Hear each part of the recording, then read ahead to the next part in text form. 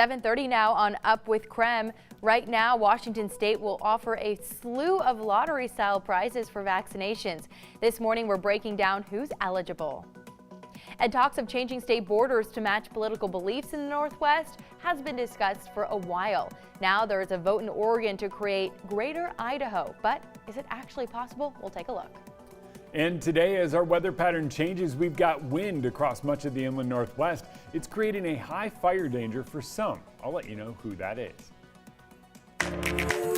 Up with KREM begins now.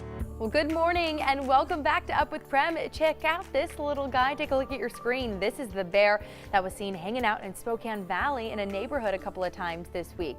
It's been spotted a few times near Mohawk Drive, but Washington State Fish and Wildlife are still looking for it. They're going to join us around 8:15 to talk about what you should do if you see a bear in your neighborhood. A lot of great tips there, Jeremy. Yeah. You, coming from Alaska, this is not something that is out of your norm, but for us here in Spokane, I mean, I've never even seen a bear, and I've gone hiking multiple times. I've tried. I've kept my eyes open. They never come out when you're trying. I know. That's first and foremost. And when you do encounter them, lots of things you can do. One is just leave it alone. Continue what you're doing. The bear will continue what it is doing for the most part. If it comes over, sometimes they're curious. Make yourself big, make a lot of noise. Bears are oftentimes scared, they'll run away. You don't really have to worry about brown bears here in the inland Northwest. If you're in brown bear territory, you likely know that you're headed that way and there's a different way to handle them. So, yeah. Well, if you don't know much about it, we're going to speak with the wildlife and fish experts, so stay tuned for that. But for right now, Jeremy, weather. We got to get you out the door. We've gone through so much. So much heat. So much heat. And, but now, not so much. Please tell me. I melted a bit. I don't know if you did. Yeah, I like warm hugs, and I melted like Olaf.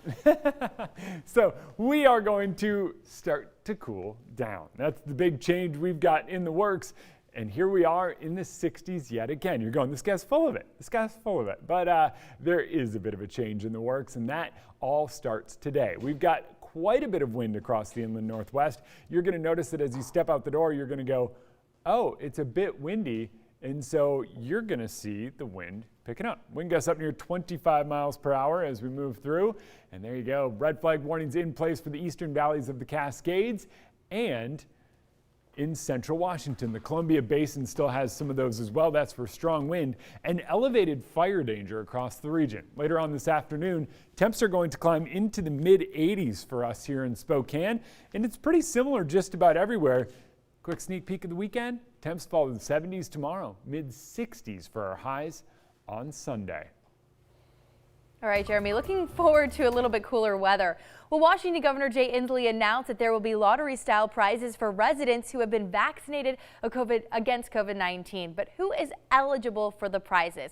Well, all you have to do is be a Washington resident and get vaccinated in the state of Washington. Now, sadly, Washington residents who got their vaccines in another state will not be eligible for the prizes at this time since the Department of Health doesn't have data from outside of Washington. Now, people who do receive their shots through the federal programs like the VA pharmacy partnerships as well may or may not be eligible. Now, right behind me, this is the website where you can check to see if your records are in the database. Now, the Department of Health officials say that the best way to do that is through this website right behind me. And this is the records where you can see there's a couple of options to sign up. So option 1 right here is sign up for the MyIR to view, download, and print your family's immunization information. Option 2 looks at also another website to view and print out your immunization records. So there are a couple of options. 1, 2, 3, 4, 5. So definitely take a look at this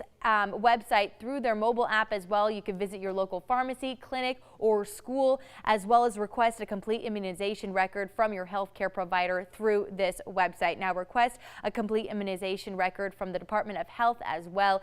It may take a couple of days after getting your vaccine before your information is processed on this website. Now, if you want more information about this, text the word lottery 509-448-2000 will get you this website. how to make sure you're eligible, as well as the prizes, the breakdown of what you can win. Because hey, if you're getting vaccinated, you might as well get entered to win a chance for $250,000 every week. And then the big grand prize of $1 million is on July. All right, 7:34 now. It's time for your morning rush. More news in less time. 7 rural counties in Oregon want to secede from their own state and join Idaho. Leaders of Citizens for Greater Idaho say Idaho aligns with their beliefs and practices more than the Democratic-led Oregon area. Now, in May, 5 counties in the eastern part of the state voted in favor of the effort to leave. 2 others voted last year. The ballot measures called on the county leaders to start considering the move. However, it's probably not going to happen. The decision to change Idaho and Oregon's border would need to go through both state legislatures and also U.S. Congress for approval, something that hasn't happened in 150 years. Today, the city will release requests for a year-round operator for the Cannon Street shelter. Today, Spokane Mayor Nadine Woodward said the city and its regional partners are taking fundamental shifts in how it tackles homelessness. That shelter opens year-round and will be part of the process. The County Community Commissioner Mary Cooney joined the mayor in this announcement. Homelessness is a regional challenge that requires all of us to commit to a goal of decreasing homelessness and maximizing the efficiency of our collective resources to be the best stewards of our taxpayer dollars. There are a number of other ways the city will change their shelter system. Mayor Woodward will join us over at 8:45 this morning to talk about those changes. And yesterday marked the first annual Greater Spokane League Unified Track and Field Meet. It gave students with intellectual disabilities a chance to compete against their peers. They're loving it. They're doing great. I mean, the sun, they're not even worried about the sun. The general ed students are participating with them. They're running with them. They just love it here. The GSL held a similar event for soccer and also hopes to expand to other sports. The meet was held at Cheney High School, and some of the high schools include Cheney, Mount Spokane, and Meade that participated. Well, that's your morning rush. More news in less time. Let us know what's happening in your neighborhood by using the hashtag #UpWithKREM on social media. Well, after the break, we're taking a look at the Inlander, and we're talking with them about how you can nominate your favorite local business for their Best of edition. And stick around, because coming up after the break, we're talking increased fire danger across the inland Northwest and what that means as we all look forward to the weekend. Plus, it's National Donut Day. Brandon T. Jones is out on a donut scavenger hunt this morning. I'm excited to see what he's got in store for us. I told you all morning long, it's National Donut Day and we're having a great time. This is the mother of all donuts. Get into it. We're tasting this live on air, Casual Friday Donuts. Yeah, stay with us, please. Please.